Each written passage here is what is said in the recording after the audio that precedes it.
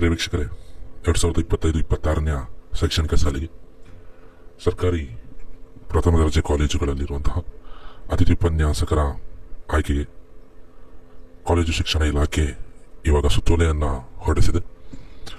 ಈ ಒಂದು ಸುತ್ತೋಲೆಯಲ್ಲಿ ಒಂದಿಷ್ಟು ಉಲ್ಲೇಖಗಳನ್ನು ಮೆನ್ಷನ್ ಮಾಡಿದ್ದಾರೆ. ಹಾಗೆ ಕೆಲವೊಂದು ಕಂಡೀಷನ್ಸ್ ಕೂಡ ಇದೆ, ಯಾವ ರೀತಿ ನೇಮಕಾತಿ ಮಾಡ್ಕೊಳ್ಬೇಕು ಅನ್ನುವಂಥದ್ದು.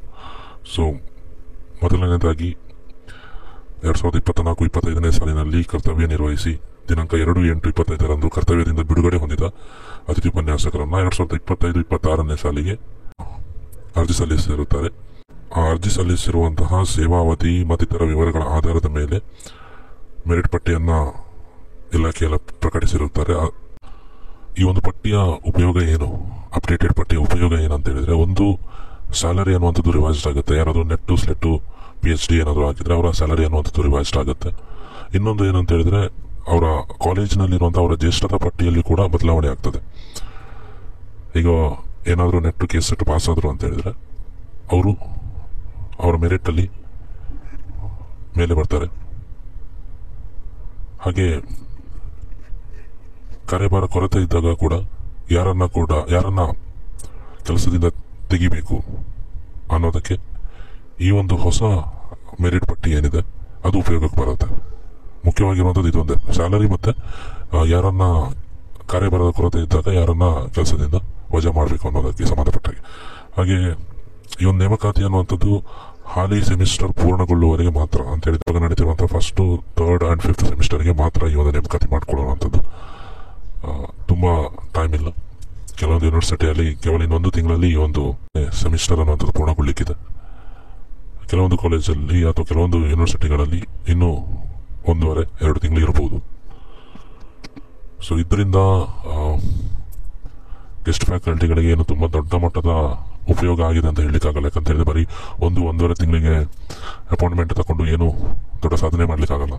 ಆದಷ್ಟು ಬೇಗ ಏನು ಈ ನ್ಯಾಯಾಲಯದ ಕಾನೂನು ಹೋರಾಟಗಳಿದೆ ಅದಕ್ಕೆ ಒಂದು ಅಂತಿಮ ಸ್ಪರ್ಶವನ್ನು ನೀಡಿ ಆದಷ್ಟು ಬೇಗ ಅತಿಥಿ ಉಪನ್ಯಾಸಕರ ನೇಮಕಾತಿಯನ್ನ ಮಾಡ್ಕೊಳ್ಬೇಕು ಪೂರ್ಣ ಪ್ರಮಾಣದಲ್ಲಿ. ಈ ರೀತಿ ಒಂದೊಂದು ಸೆಮಿಸ್ಟರ್ಗೆ ನೇಮಕಾತಿ ಮಾಡಿಕೊಂಡು ಕೈ ಬಿಡುವಂಥದ್ದು ಬಹಳ ತಪ್ಪಾಗುತ್ತೆ. ಸೊ ಹಾಗೆ ಇನ್ನೊಂದಿಷ್ಟು ಕಂಡೀಷನ್ಸ್ ಕೊಟ್ಟಿದ್ದಾರೆ. ವರ್ಕ್ ಲೋಡ್ ಇಲ್ಲ ಆದರೆ ಅವರನ್ನು ಕಂಟಿನ್ಯೂ ಮಾಡ್ಲಿಕ್ಕೆ ಆಗಲ್ಲ.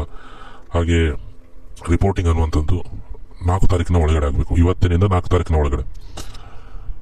ಸೊ ಆ 4ನೇ ತಾರೀಕಿನ ಒಳಗಡೆ ರಿಪೋರ್ಟ್ ಆಗಿಲ್ಲ ಅಂತ ಹೇಳಿದ್ರೆ, ಯಾರು ರಿಪೋರ್ಟ್ ಮಾಡಿಲ್ಲ ಸೊ ಅವರನ್ನ ಅತಿಥಿ ಉಪನ್ಯಾಸಕರ ಹುದ್ದೆಯಿಂದ ಕೈ ಬಿಡಲಾಗ್ತದೆ.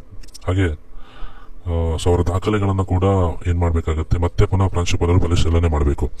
ಕಳೆದ ಬಾರಿ ಪರಿಶೀಲನೆ ಮಾಡಿನೇ ನೇಮಕಾತಿ ಮಾಡ್ಕೊಂಡಿರ್ತಾರೆ. ಆದರೆ ಈ ಬಾರಿ ಅದೇ ಫಸ್ಟ್ ಪಾಯಿಂಟ್ಗೆ ಮತ್ತೆ ಲಿಂಕ್ ಆಗುತ್ತೆ.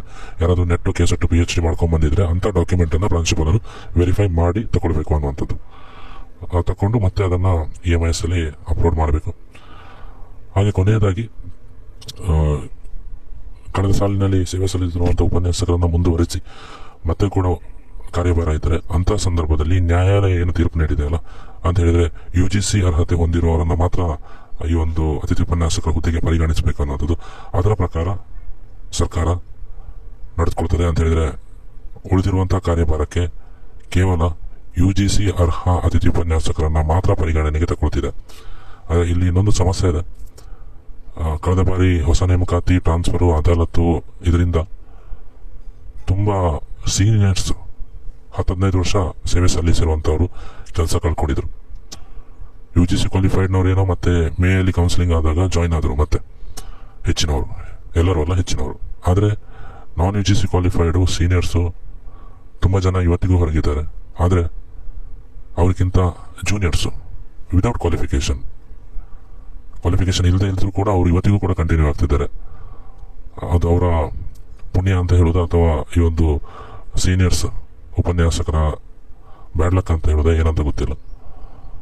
ಇಲ್ಲಿ ಮತ್ತೆ ಒಂದಿಷ್ಟು ಅನ್ಯಾಯ ಆಗುತ್ತೆ ಹಿರಿಯ ಅತಿಥಿ ಉಪನ್ಯಾಸಕರಿಗೆ.